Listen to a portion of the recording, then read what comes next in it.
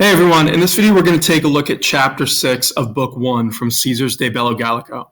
So like we've been saying, this is his sort of introduction to the Gallic Wars, and specifically it's talking about the Helvetian Campaign, which sets off the entirety of the Gallic Wars in Caesar's campaign in the area.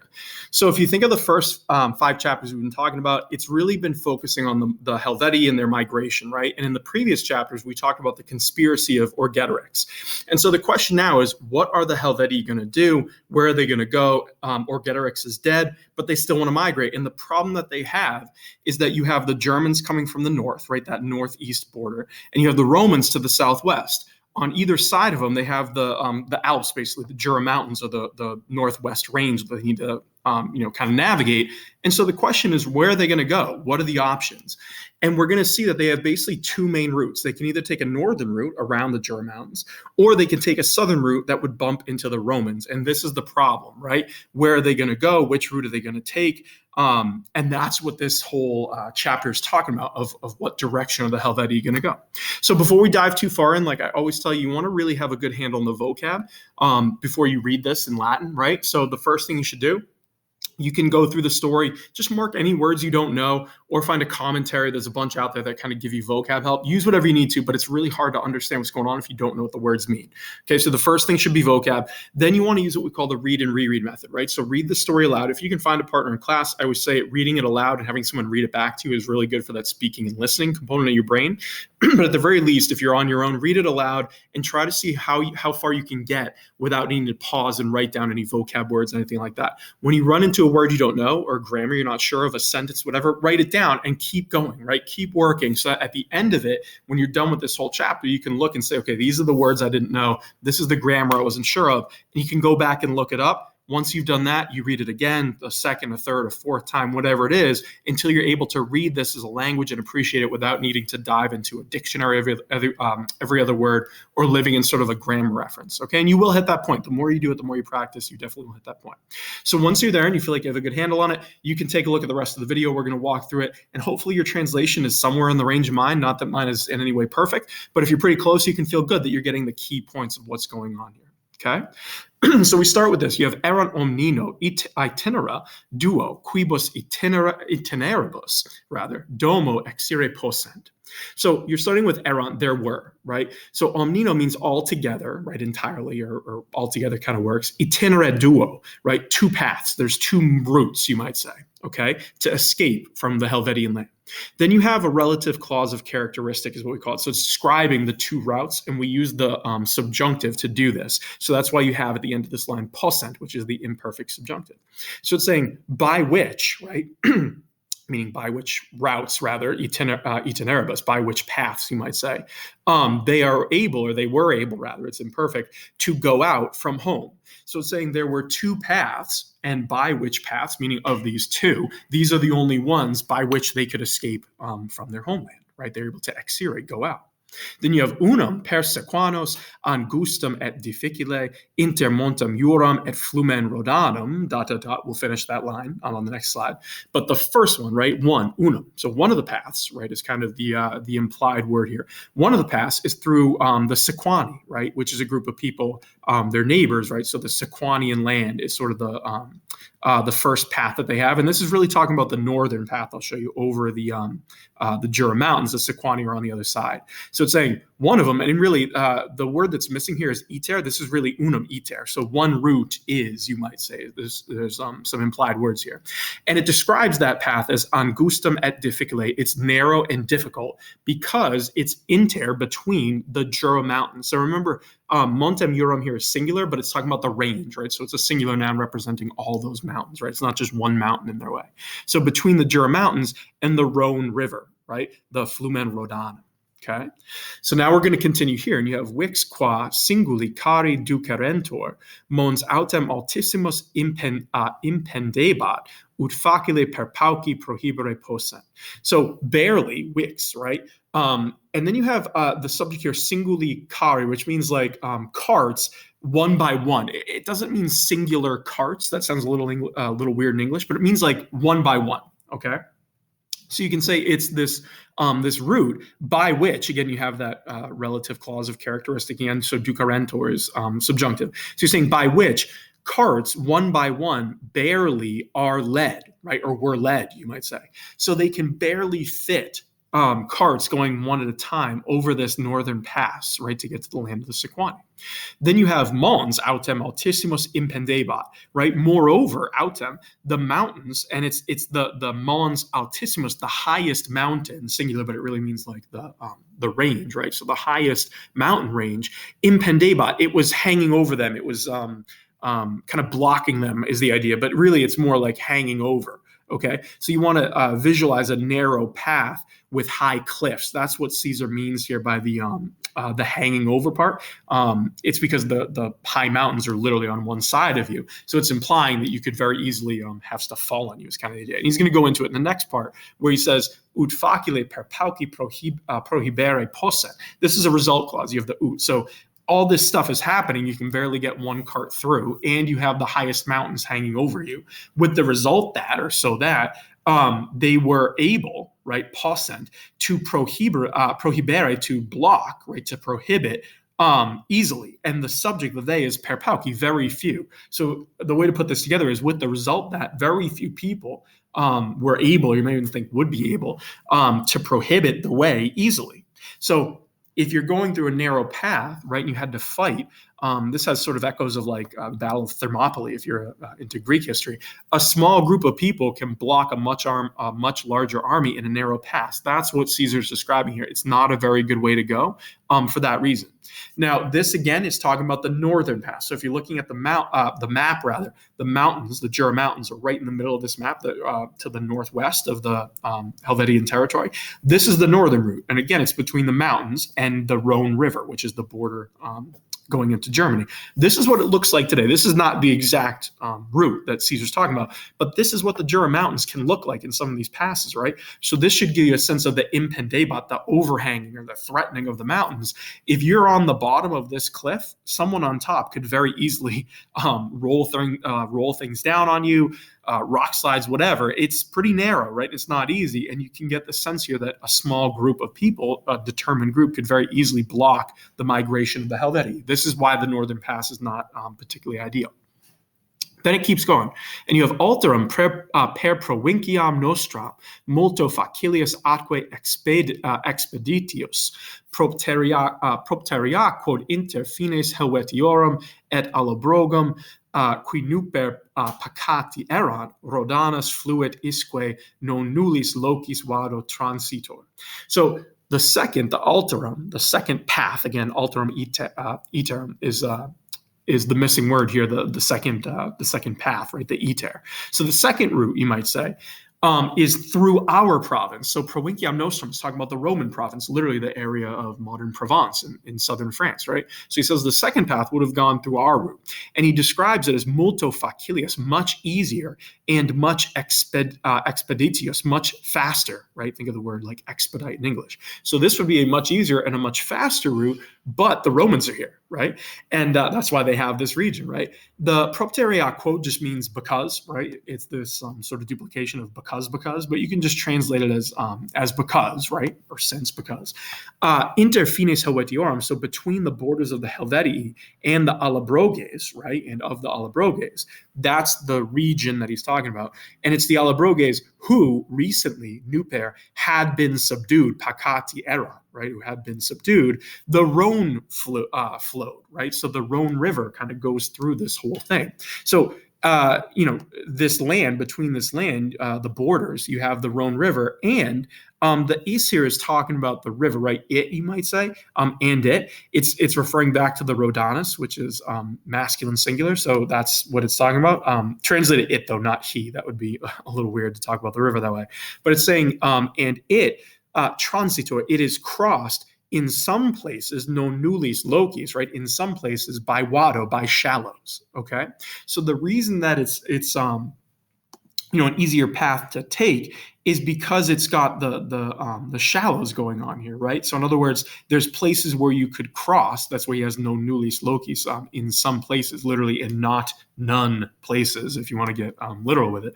So he's saying there's places we could cross, right? The river's going through it, but it's pretty shallow, and you can kind of find your way through. Okay, this is the southern route that he's talking about. Okay, and you can see on the map it's going right through or around. I think it's Lake Geneva, or Geneva's right near there in modern day. Lake Lemanus, Caesar has referred to it as, right? And it looks like this. Okay, so there's massive mountains for sure, but you can see the river is going through it, and you can even see on this picture, not that it's a great one, there are places where there's shallows. You can see them in the middle of the river, so you could cross over it if you wanted to. That's why it's the easier river. So again, he's kind of setting up this idea that the Roman route would be a better one, but they're blocked, okay? Then it continues, you have extremum oppidum alabrogum est proximumque Helvetiorum finibus genava. So the furthest town, the extremum oppidum, and the nearest town, the proximum, is a nearest, you might say, the furthest town of the Allobroges, right? And the nearest one of the Helvetians, to the borders of the Helvetians is Geneva. So he's mentioned this specific city, right, Geneva, and he's saying this is the one that is the furthest from, the furthest town of the Allobroges, right, this group of people, and it's closest to the land of the Helvetians. You have this town of modern-day Geneva.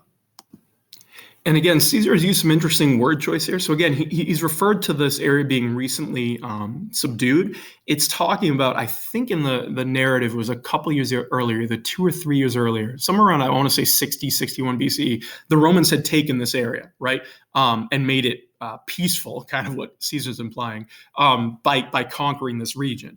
Now, here he's also used the term extremum, right? The farthest one. This is interesting because it's the point of view of the Romans. So again, you can kind of see here that Caesar's giving you the point of view of like, someone in Italy, if they happen to be looking in this map, that would be the farthest from Italy.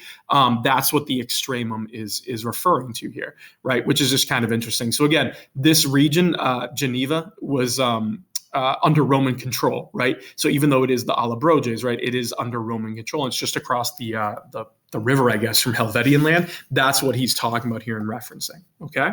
So then you have ex eo oppido pons ad Helvetios pertinet. So from this town, meaning from Geneva, a bridge, a pons, right? A bridge extends to the Helvetians, meaning to the Helvetian lands, okay?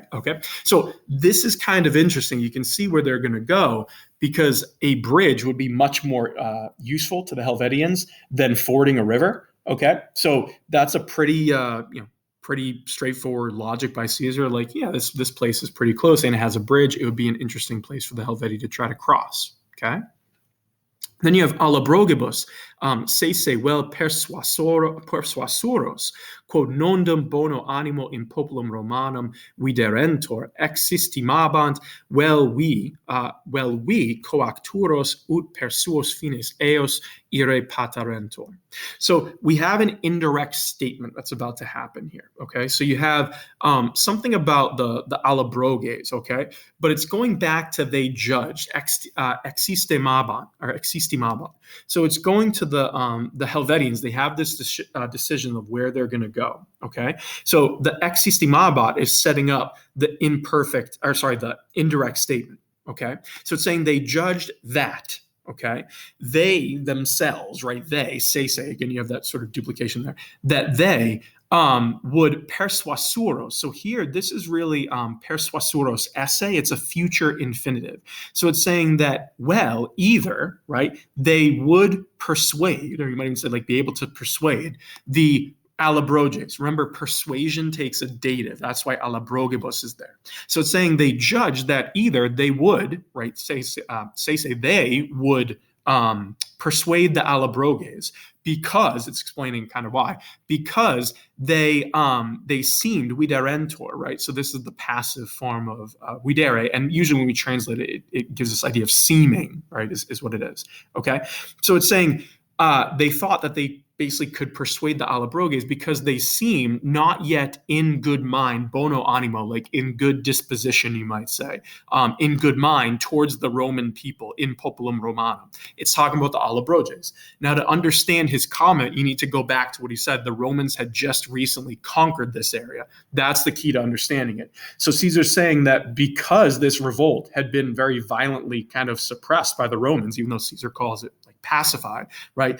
The logic here is that the Helvetii would not really like the Romans, and so the Allobroges would not like the Romans. So the Helvetii could use that to say, "Hey, you don't really like the Romans. Let's cross the river here." Maybe they could get them to to let them cross or maybe join their cause, right? That's what Caesar's giving you as this statement of why they thought they could persuade the Allobroges. So it's either they're going to persuade them or, right, by force, they would compel them, coacturos. Again, this is really coacturos esse, right, the future infinitive. So it's saying, again, that they either would persuade them, right, to join because they don't really like the Romans, or they would compel them by force.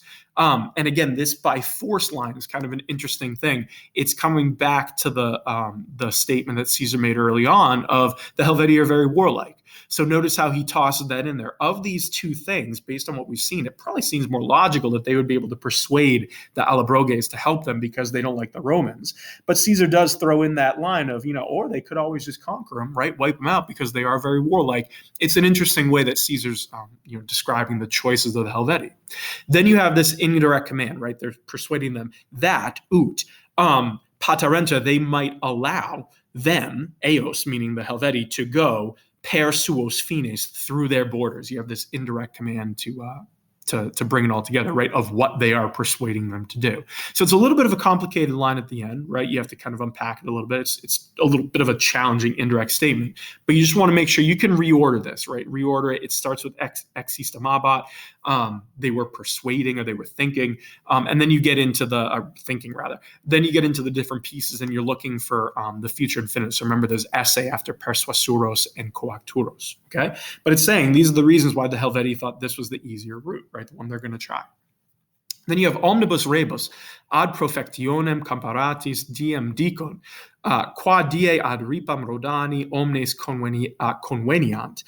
Is dies erat. Then you have AD, right? The V for 5, Collins, Aprilis, really. Then you have El Pisone a Gabinio consulibus. Okay, so you start with an ablative absolute, with all these things having been prepared, right? Omnibus rebus comparatis, right? With everything being prepared, they set a day, diem dicot. We've seen that before. It's sort of an idiom, right? They say the day, but it really means like they set the day, if that works. So they appointed a day, right? Qua die, a day ad profectionem, right, for the departure. And then you have this side note, on which day, right, meaning on the day they set, conveniant, they all might meet, omnes conveniant, they all might convene at the ripam Rhodani, or at the bank of the Rhone, meaning the river. Okay, so with everything being ready, they have their plan, they know where they're going to go, they're going to take the southern route, right, which is going to lead them towards the Romans. So this is what they've decided, and Caesar says they pick a day, they're all going to meet. Then you have this last line where he's telling you the timing of when this happens. So you have East dies erat, and then we have the date. So this day was, right, is what he's saying. It was the you have AD, which means ante diem, before, and it's the 5 means 5 days before. So he's saying it was 5 days before the calends aprilis, the calends of April, and I'll explain in a second what date that is, right? And then he gives you the day, 5 days before the calends of April, and then he gives you the year with the ablative absolute. So again, the ablative absolute, when you're using consuls, is a very common way of saying the date, the year, by saying who the consuls were. So you can say with El Piso and A Gabinius being consuls, right? Consulibus. Okay. So to understand this, the Roman dating system, just a side note, you can look up much more detail on this, but the general idea is there's 3 major days in the Roman month: the calends, the nones, and the ides, right? We've heard of the ides of March, but the calends is really the beginning. It's where you get the word calendar from, actually, right? So the calends is I believe the new moon, the first of the month, right? So the calends is the first of the month. And when you're doing counting, AD means ante diem. It's telling you how many days before. So you always include that the day you're going from, the calends. So if you say the 5th day before the calends of April, that means April 1st is your first day. You count backwards, you have March 31st, 30th, 29th, 28th. That's 5 days back. So he's dating this as March 28th. Okay. The consuls, again, is a very common naming system. You say, oh, when these people were consuls, and it works because they're annually elected. So the idea is if you know who the consuls were in every year, you would very quickly understand the date. The problem is for us, if we don't know all these consuls, it can be tricky. But luckily, we have a lot of this preserved and we know what year he's talking about. Okay. But that's really what he's getting at here. And the year, by the way, when Lucius Piso and Aulus Gabinius were consuls, I believe, is 58 BCE, right? Which is why we kind of start this as the year of when the Gallic Wars start.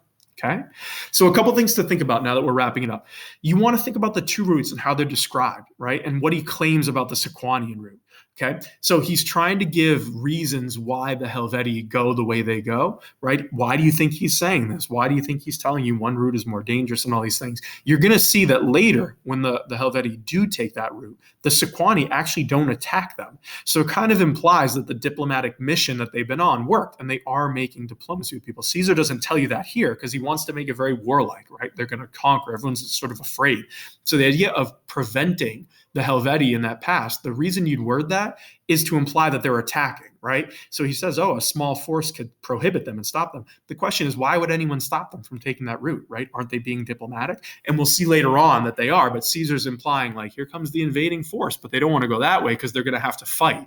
Why would you think that they're going to have to fight unless you're continuing the narrative that they are a warlike people bent on conquest, right? So later he tells you about the Helvetian plans. And another question I was asked is, how would he possibly know this, right? These are all before Caesar ever encountered them. Maybe he heard it from a spy. Maybe he got it somewhere. Like, we don't know, but you should always think about, like, does Caesar know this? What is he telling you? What's the truth? Again, how's he describing the Helvetii in this chapter? Okay, why does he keep describing them in particular ways? And if they are warlike, why would they take the easier route? Right. So it kind of implies, like, if they're just bent on conquest, why would they come the way of the Romans? The implication is they're here to conquer our territory. Right? We're going to have to fight them. But again, why would you take what route would you take if you were peaceful, and what route would you take if you're warlike? That'd be the question I tell you to think about. Right. And again, the description of that southern route. Why would you mention, the way he describes the Allobroges, right? It's interesting how he describes them in terms of the Helvetii too. And again, what would be the non-conquest reason, the peaceful route, right? The peaceful reason for taking the route through the province? Well, it's easier, right? We have women and children. Why would you want to take a more dangerous and longer route if you really are migrating? Wouldn't the easier one make sense? So there's two different ways to look at it. I'd encourage you to think about that as you go, right? Think about what Caesar's telling you and what the alternative might be. It'll help you understand this passage as we continue the sort of migration of the Helvetii. Okay. If you have any questions at all, let me know. Feel free to put them in the comments below. I'm happy to help you. Just tell me if there's anything you're not sure of or anything you're confused on, and I'll happily explain it. Apart from that, like I said, keep reading it. The more you read it and go back and reread it, look for the understanding, of course, right? But also the themes, and think about the style that Caesar's writing with. It'll really help you understand what he's doing here. But again, let me know if you need anything. Otherwise, keep at it and good luck.